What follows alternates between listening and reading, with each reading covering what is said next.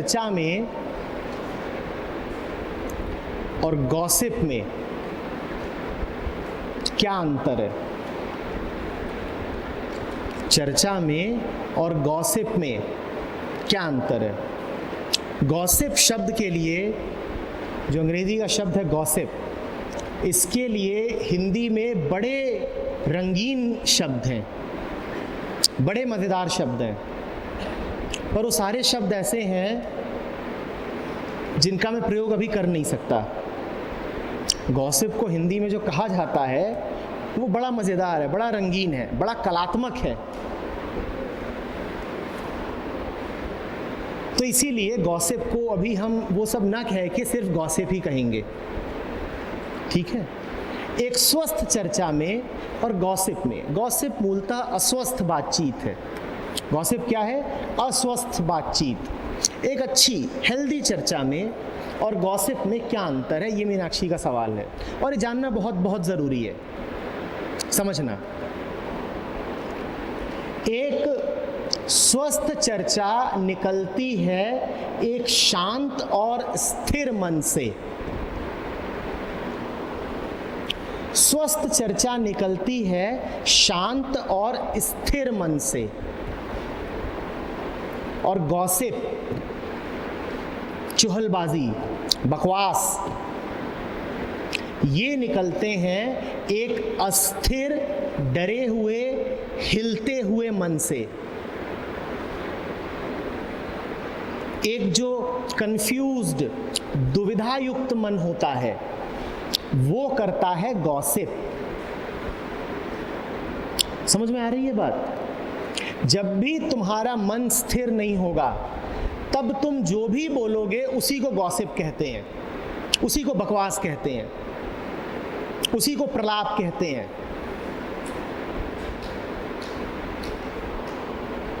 समझ में आ रही बात?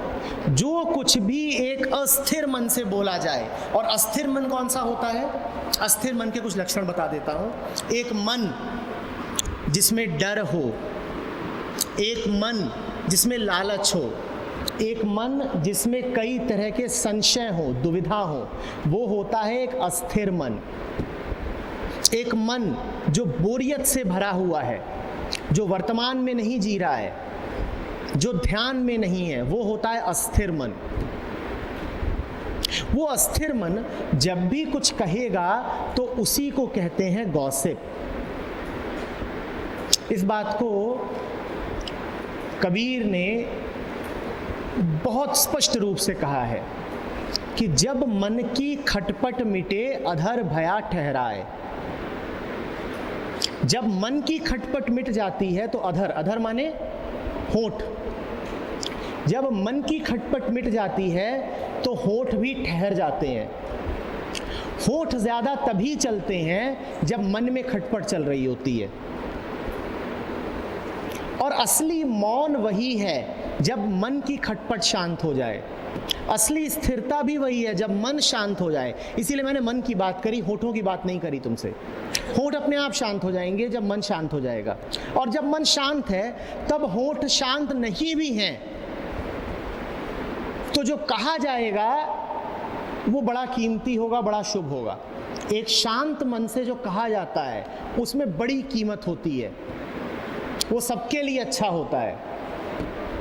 और एक अशांत मन से जो भी कहा जाता है वो सबका नुकसान करता है। इसीलिए गॉसिप करने वाला व्यक्ति अपने लिए तो बुरा होता ही है, अपने आसपास वाले 10 लोगों के लिए भी खतरा होता है। वो एक बीमारी की तरह होता है, वो एक वायरस होता है, संक्रामक वायरस, जो आसपास के कई लोगों को बीमार कर सकता है। एक व्यक्ति बैठा होगा हिलता डुलता और वो अपने आसपास के 3-4 को अपने साथ ले डूबेगा। होता है कि नहीं?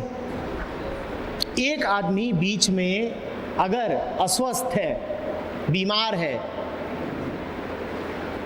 व्यर्थ कौन बोलता है? पागल ही तो बोलता है ना। तो अगर विक्षिप्त है, वो पागल है, व्यर्थ बोले ही जा रहा है, तो अपने आसपास के 5-7 लोगों को अपने साथ वो डुबो रहा है।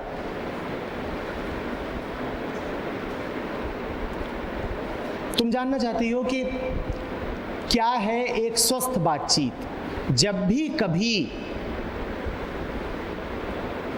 स्थिर मन से समझ के बोला गया तो वो स्वस्थ ही होगा, और जब भी कभी इस कारण बोला गया कि डर लग रहा है तो बोलूं और शायद बोलने से मैं अपने डर से भाग सकूं,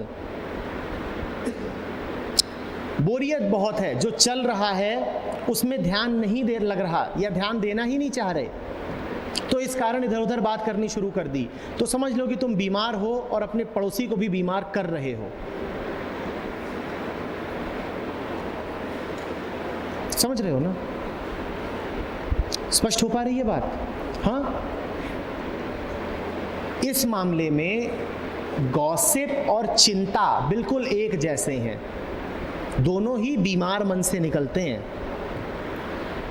एक बीमार आदमी ही गॉसिप करेगा और एक बीमार आदमी ही चिंतित रहेगा। तो जब भी कभी किसी को बकवास करते देखना, गॉसिप, तो समझ जाना कि ये आदमी बड़ा दुखी होगा, खूब चिंतित रहता होगा, ये तो मनोरोगी है, उसे तुम्हारी सहायता की जरूरत है। और तुम एक बीमार व्यक्ति की सहायता तभी कर सकते हो जब पहले तुम स्वस्थ हो, और स्वस्थ रहने के लिए जरूरी है कि बीमारी से बचो। जब बीमारी से बचोगे तभी तो बीमारी का उपचार भी कर पाओगे ना। खुद बीमार होके तो किसी और को ठीक नहीं कर पाओगे। तो सबसे पहले तो खुद बचो और फिर दूसरे की मदद की भी कोशिश करो। जो बहुत बोलता है, जिससे बोले बिना रहा नहीं जाता, वो बहुत बीमार है,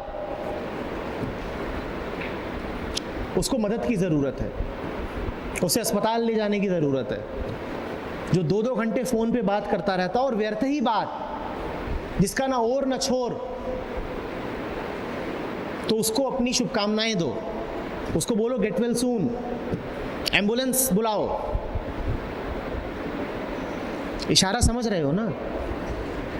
चिंतित मत हो जाना कि अरे इसके पास बात करने को इतना कुछ है, ये 2 घंटे 3 घंटे फोन पे बात कर गया रात में, मेरे पास तो इतना कुछ होता ही नहीं। तुम्हें सबसे ज्यादा बातचीत सुननी है तो पागल खाने चले जाओ, वहां बहुत बातचीत होती है, होती ही रहती है। उन्हें कोई ना मिले बात करने को तो दीवालों से बात करेंगे, पर करेंगे जरूर।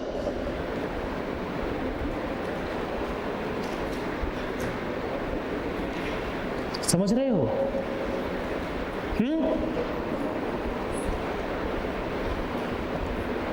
शब्द वो अच्छा जो आंतरिक मौन से निकले।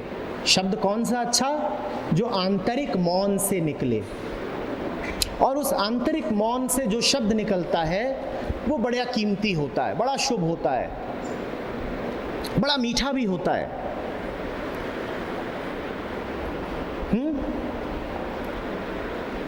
जो चुप रहना जानता है उसी की बात में दम होता है।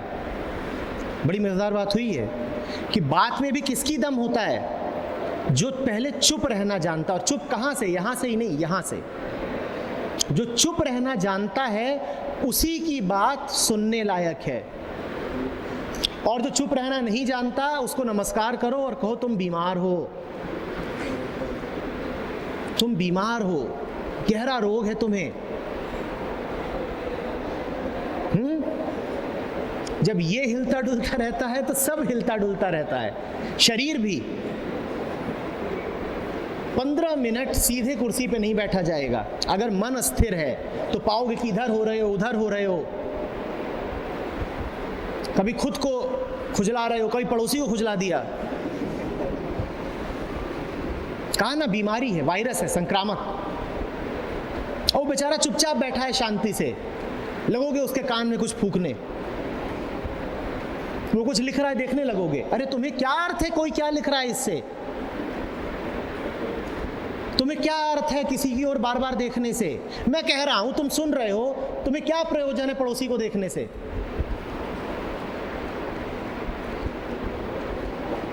ये बीमारी के लक्षण है। ये आदमी अपने साथ खुश नहीं है, ये लगातार दूसरों की ओर भाग रहा है। और एक अस्वस्थ मन होता है जो अपने साथ खुश नहीं होता। और तुम मुझे बताओ मीनाक्षी, जो अपने साथ खुश नहीं है वो दूसरों को भी कैसे खुशी देगा? मैं कह रहा हूं कि मैं अपने साथ खुश नहीं हूं, इसीलिए मुझे बार बार गॉसिप करनी पड़ती है, मुझे कोई दूसरा चाहिए मैं जिससे बातचीत कर सकूं लगातार। तुम अपने साथ खुश नहीं हो, तुम अपने को ही पसंद नहीं करते, दूसरा तुम्हें कैसे पसंद करेगा? अपने साथ खुश ना होने का अर्थ है अपने से एक नापसंदगी।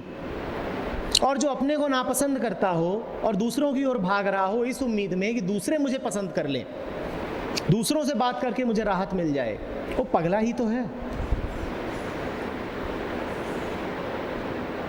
आ रही बात समझ?